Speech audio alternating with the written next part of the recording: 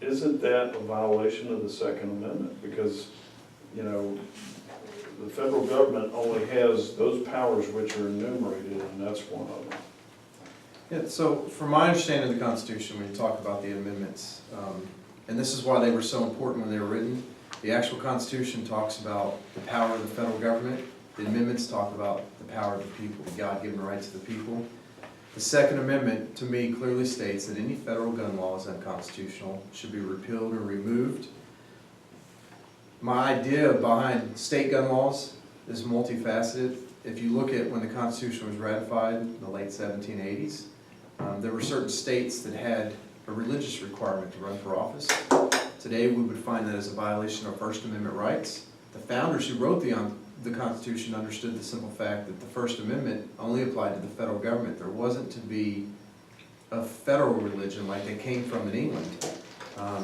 You also see this in the early 1800s when certain towns and counties outlawed guns. You know, you see in the old westerns how you have to check your guns in with the sheriff when you turn into town. The states are allowed to make certain gun laws respective to the people of their states. The federal government cannot blanket any gun law because it's a violation of your rights. So does it apply to cities like Chicago or DC? It does not apply to cities. No. It's a states' rights issue. Okay.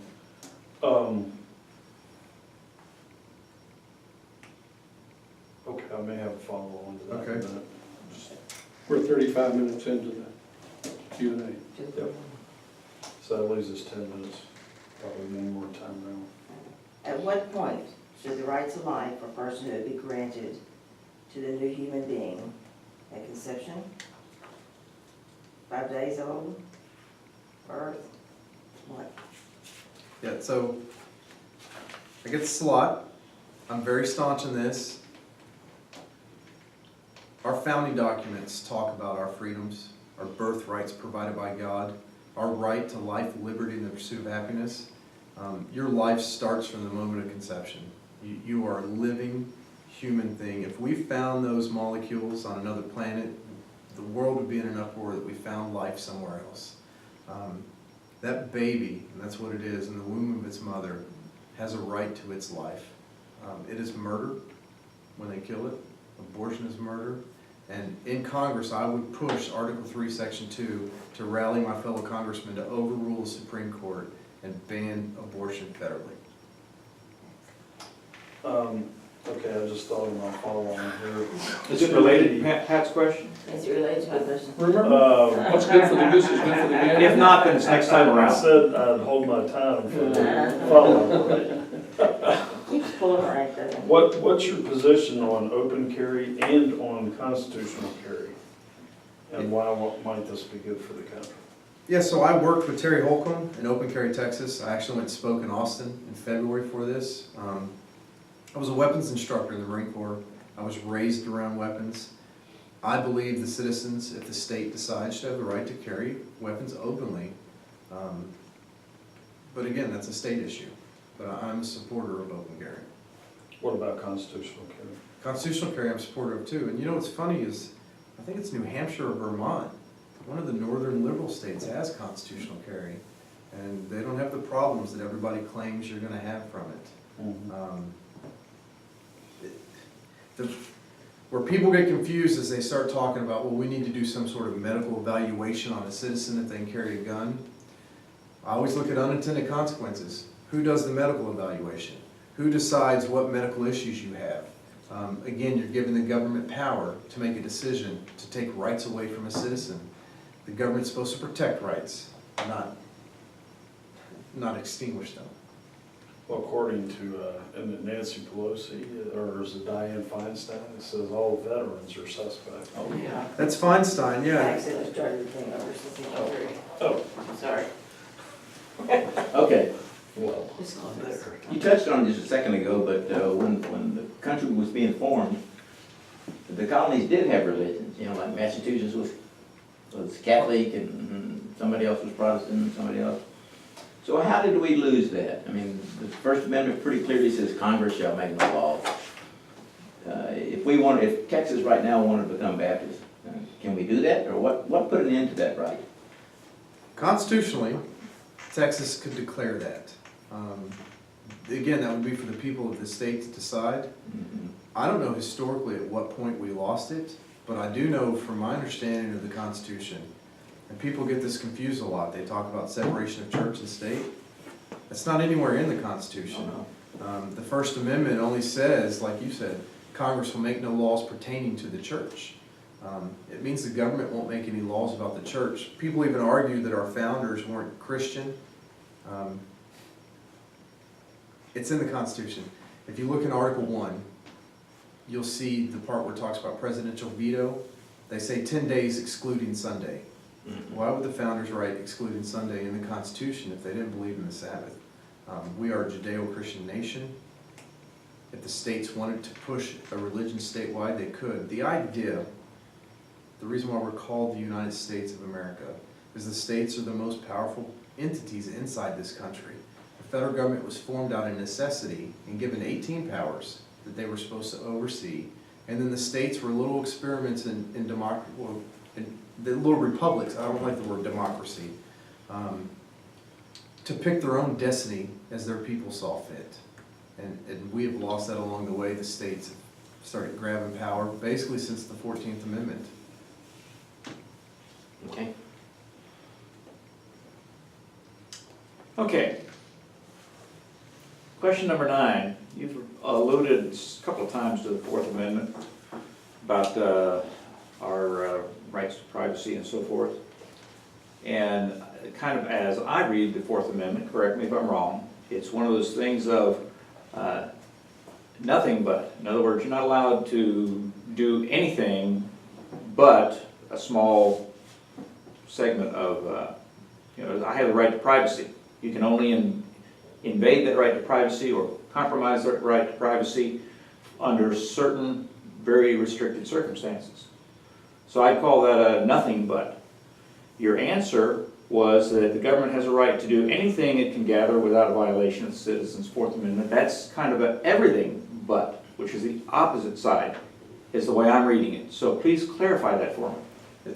So what I'm trying to show there is the government can use whatever means necessary to collect data as long as they're not violating your privacy. If that means they can't do anything, then that's what it means. The Fourth Amendment is imperative. And I get this argument a lot. Somebody the other day told me, I don't mind if they monitor my cell phone and my emails because I'm not doing anything wrong. And my response to them is, it doesn't matter that you're not doing anything wrong. Someone else may mind. And so now you're violating someone else's beliefs and rights because you don't care. That's fine if you don't care. Then give them permission to search your email and phone, but don't allow them to do it to everybody. I like your nothing but idea. The Fourth Amendment needs to be clarified to the people so they understand. And our current congressman 3 times has voted to allow NSA spying on your cell phones. He voted for a CISPA law, which failed in the Senate. CISPA would allow the government to monitor your home internet without a warrant. We have the FISA court, which he's a big fan of. The FISA court rules in secret about violation of your constitutional rights. The government shouldn't have secrets like that when it comes to our constitutional rights. Our privacy is number one. It used to be in this country that you could live, work, have a family, and die, and the government would never know who you are. There's nothing wrong with that again. There's nothing wrong with being free enough just to be free. Okay. Okay. Larry? I've just got a couple of quick ones. Education, AA Lone Star College, what did you study? Yeah, so when I got out of the Marines, I wanted to actually be a professor of history in college.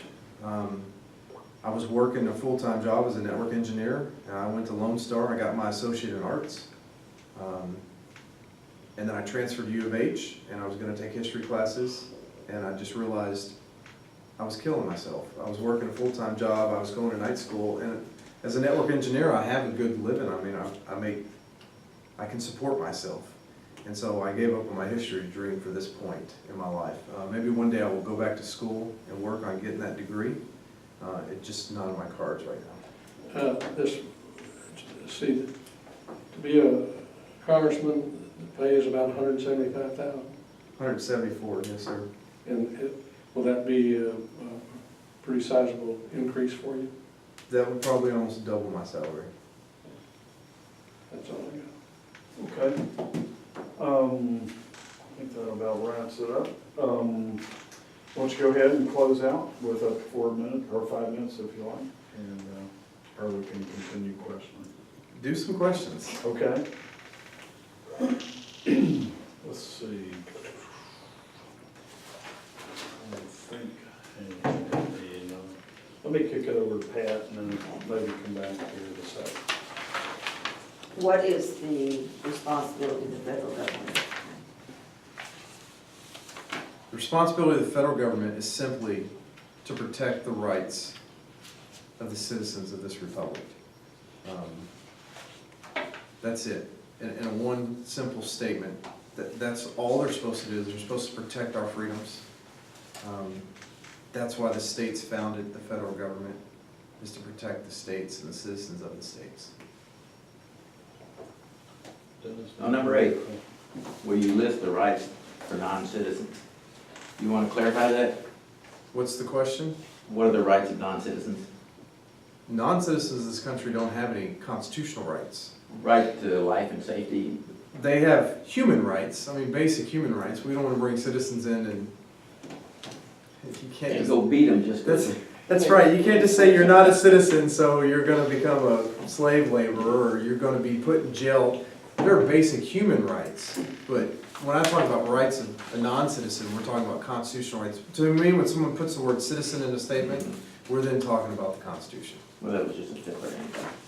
I thought you had a good one. Okay.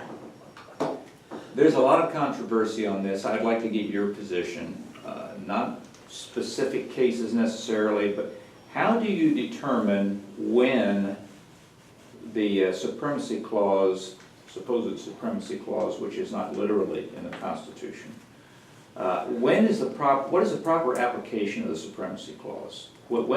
How would you know whether it should be applied or not be applied? You know, I wrote an article about this the other day. The supremacy clause is being used in immigration. This is why nullification is important. The idea of nullification, the supremacy clause has been grossly misused by the federal government. And the problem is every time it goes to any court, it's federal judges that are in support of the federal government. The only people that have power over those federal judges is the United States Congress. They have the power to impeach those judges. I have a good statement coming up on Thursday. I'm on the radio Thursday morning. We're going to be talking about the supremacy clause. Basic answer that I can give you here is there is no supremacy clause in the sense of violating federal law and imposing it on the states. Does that make sense? Because that's basically what the government does, is it violates its own law and enforces it on the states, and it claims supremacy clause. The supremacy clause was just basically stating that the state can't make a law that overrules federal law, but it wasn't saying that states couldn't enforce federal law. So if the federal government makes a law, and this is what we're going to be talking about on the radio, you take immigration, the federal government made a law, the state should at minimum be able to enforce the law. And Arizona had this with their driver's license fiasco, where the federal government came in and said, supremacy clause, you can't overrule us. We're not overruling the federal government, we're trying to enforce your own rules and laws. If you don't like them, then do away with them. This needs to be addressed with people. You need people in Congress that understand the federal government is the supreme law of the land, but if they're not going to enforce their laws, the state should have the power to do so. Does that make better sense? I hadn't thought of it that way, but I think I understand what you're saying. Okay. And there's a couple of modifiers that go with that phrase, supremacy, right? Pursuant to the Constitution. Yes. So federal law can't tell me to wear a tie every day. That's not one of their duties. I haven't even asked my question. But that hasn't stopped it. How do you know they can't? Have they asked you? Well, yeah, that's it. Just. Sorry. We've all been down the road for many years of, maybe I've been down the road a few years longer than most everybody here. We never dirt. I've heard great things come out of candidates' mouths going to Congress for many years. They have good intentions, and in their heart, they really believe they can do it. They get up there, and after about the second term, things start changing. What, in your opinion, makes them change, and how are you not going to be changed?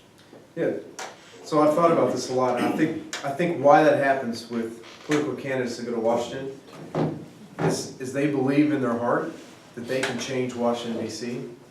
I have accepted long ago that you can't change Washington DC. The idea of my campaign is not to go to Washington and enact change in DC, it's to actually awaken the people of this republic to enact change inside their own districts, their own state, their counties, their cities. When they do that, they'll force the change on DC. So I think when a politician goes to Washington with the idea of, I have these great ideas, I'm gonna go to Washington, I'm gonna make people change them, you get caught up in playing the game. And so when you start playing the game, then you compromise your integrity and your values, trying to get your one little part done, and it's never gonna work because you can't change Washington DC. Only the people en masse can change that city. That's the difference. I've realized that from the get-go. I will not go to Congress and change Washington DC. But you can take a kid like me and I can change the hearts and minds of the people inside this congressional district and then reach out to other districts. That's how we change this country. That's how we reclaim our republic. Okay, great. Well, thank you very much for your time tonight, for answering the questionnaire and for coming out tonight. Dennis, you want to? You're asking a lot. I'm not asking you to put a tie on. Right. That would My